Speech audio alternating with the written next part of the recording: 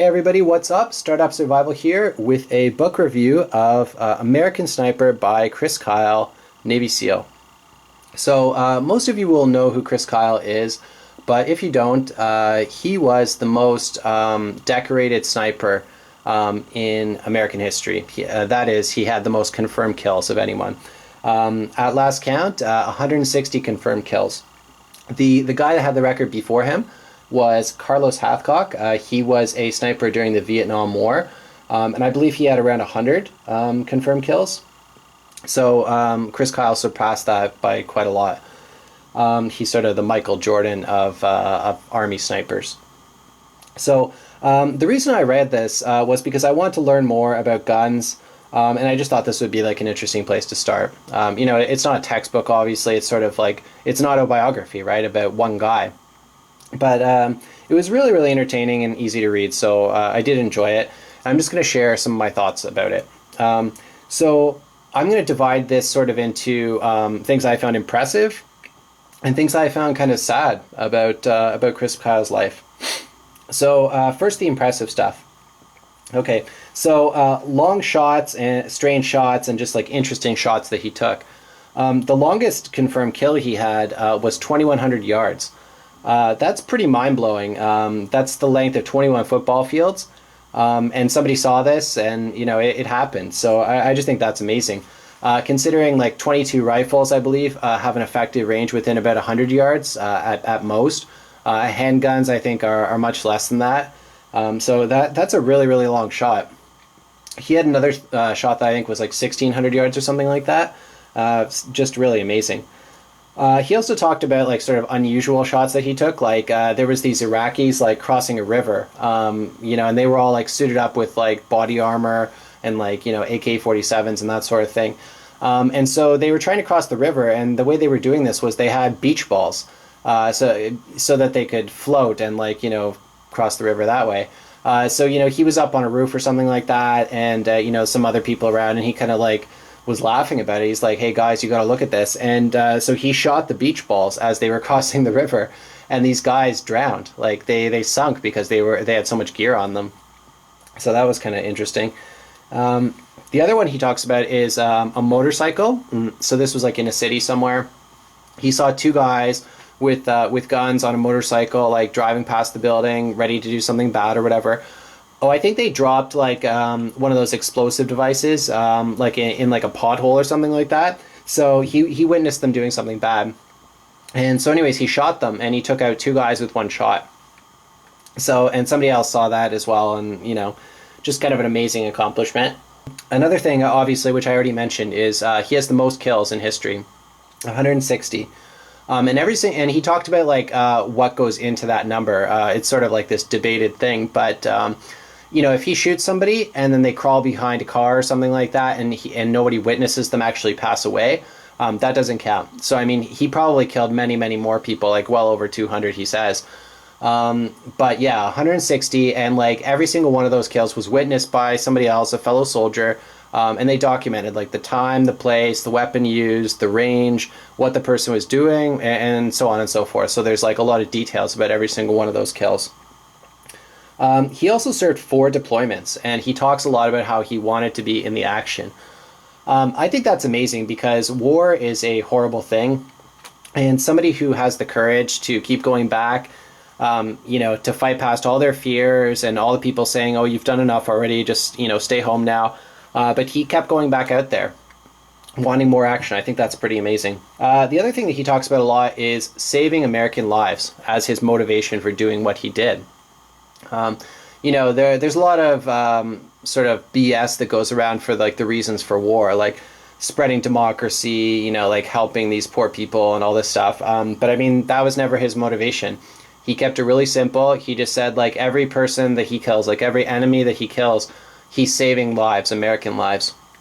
And he talks about like after he got back, like people's parents would come up to him and like thank him and like shake his hand and stuff and say, oh, you saved my son or my daughter or whatever. So that was the thing he was most proud of. And, you know, he was sort of haunted by those he couldn't save. So he got really like upset about when somebody got killed, and he just couldn't do his job good enough to help that person. The other thing that I found pretty amazing was just like the training and the fitness that was required to be a Navy SEAL and to be a sniper. We can't even begin to imagine, like there's TV shows that sort of show training and all that stuff, but you never know what it feels like until you experience it, I suppose. And it's just amazing. Like he talked about this one training session he was in. I can't remember what it was for now, but they called it Hell Week, and it was just like you barely slept, like maybe 2 or 3 hours a day. You were just working constantly, like doing push-ups, getting sprayed by hoses. Like they just put you through hell because when you're in conflict, I guess you can't take a break, you can't go for a nap or something like that. It's like you can't quit, right? So they have to just find out who can make it and who can't, and it's just really amazing the stuff that these guys had to do. So. Those are sort of like the really impressive things I found about the book. Now I'll tell you about the sort of sad things that I saw in it. Number one was like his family life. Really, really suffered as a result of his participation in the Navy. He was always away. He missed like his children growing up. Like him and his wife went through like really difficult times. It sounds like a lot of Navy SEALs, I think like 90% of them or something, get divorced. So I just think that's amazing that his marriage actually survived all of that stuff. The disagreement between him and his wife was sort of the priority of God, family, and country. She thought that family should come first, and for Chris Kyle, family came last. He didn't say he was like that religious, but he put his country before everything else, and that was a pretty huge sacrifice. The war was difficult for him, emotionally. And all sorts of bad things started to happen to him. Like he talked about at one point, this like wall collapsed on him onto his knees, and he ended up having to have surgery on both knees, which he put off for a really long time because he didn't want to be out of out of combat. Which goes back to wanting to be in the action, wanting to be in the shit. He also had some mental health issues, like after a while he couldn't sleep. He was always talking about death, sort of like preoccupied with death and just desensitized to it.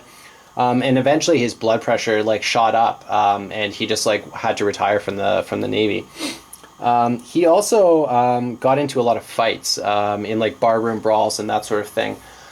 It's pretty interesting that somebody with such a high level of responsibility would do something so silly. Like he actually got arrested a few times for beating people up in bars.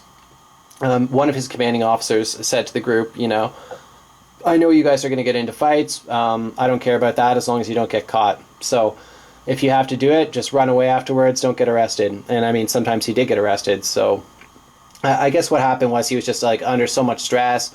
The slightest provocation in the civilian world, it's just, he freaked out and just beat the hell out of somebody. Which is kind of sad. But the last thing I'll mention is he lost a lot of friends in combat. Towards the beginning of his service, he talks about feeling invincible. I guess like him and his Navy SEAL unit, I think SEAL Team 3 was what he was in. Like they were just really, really successful. It was almost like a video game for them. Like they were just super soldiers kicking everybody's butt. But eventually a couple of his friends got killed, like really close friends, and he himself actually got shot, which is sort of what led to, his mental health problems. Like, I guess he was just really upset about his friends dying, and, he started to feel vulnerable and just really stressed out. So those are pretty much my thoughts on the book. Like, it really, really was fantastic. I'm so happy I read it. And the biggest thing that I got out of this is just sort of a personal account of war. I don't have, like, my grandparents didn't serve in the wars, like, neither did my father, nor my uncles, so I don't have, like, a family connection to the military. I do actually have a good friend who is in the Navy in Canada, but I barely talk to him because he's always away, like, on deployment. But yeah, it's just interesting to sort of cut through all the BS and just, like, hear somebody's, like, simple account of what happened. And I think it's interesting because, like, in the media, we're always talking about, like, is this war justified? Yes or no? And, we're trying to bring democracy to the world and help all these poor people and this sort of thing. There's always some reason for it. But I mean, for Chris Kyle, like, he didn't really get into that. Like, he wasn't talking about whether the war was right or wrong or what the politics of it. He just knew that he wanted to serve his country. This is where the country said they needed to go to defend the country, to defend America. And he just went there and did his job. He just wanted to save American lives, which is pretty admirable. Obviously, this guy made pretty huge sacrifices in his personal life and this sort of thing. I think that's really amazing too, to be so selfless and just wanting to help people. That's pretty cool. The last thing I'll talk about is just what I learned about outside of the book. Chris Kyle actually got killed back in February of 2013, so pretty much a year ago. After he retired from the Navy, he spent a lot of time working with vets who had post-traumatic stress disorder. So I guess that's what he was doing at this time. Him and a friend took one of these guys out to a gun range just to do some shooting, I guess, recreationally. And the guy shot them both, Chris Kyle and his friend.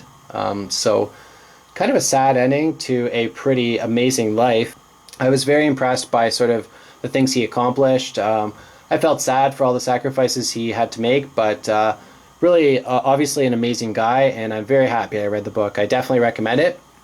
Right here, I have his other book, which he didn't actually get a chance to complete this. He was killed before this was published.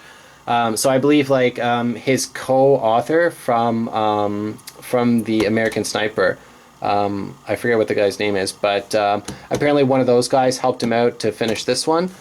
His wife, she wrote the foreword in it, but it's basically like a history of really influential firearms in American history. So I'm looking forward to reading about that. I read the foreword already, and it talks about how sort of guns helped in the Wild West, settle America. Obviously they played a role in American independence, but they've also sort of been the source of some really negative things like mass shootings and whatnot. So I'm kind of looking forward to seeing both sides of that and reading his other book. But I definitely recommend you check out American Sniper. It was a good, entertaining read. Thanks for watching.